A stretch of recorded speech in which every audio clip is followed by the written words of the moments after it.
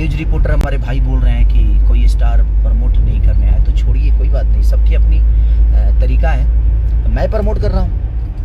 आपके बीजे पथ भी लगी है जो दिनेश भैया की है, हर हर गंगे आ रही है। आप लोग इससे भी ज़्यादा प्यार उसको दीजिए। नमस्कार दोस्तों, जैसा कि आप लोग देख रहे हैं स्क्रीन पे, खेसारी लाल यादव ने पवन सिंह की फिल्म को कर दिया है प्रमोट। दोस्तों, क्या इस खबर की पूरी जानकारी बताएंगे आपको इसी वीडियो में। उससे पहले आपसे एक छोटी सी रिक्वेस्ट है, प्लीज़ वीडियो को लाइक करिए, चैनल पर नया तो चैनल को सब्सक्राइब करिएगा। पहले आप लोग एक क्लिप देखिए, क्योंकि आप उस फिल्म को नहीं बल्कि अपनी भाषा को प्यार दे रहे हैं।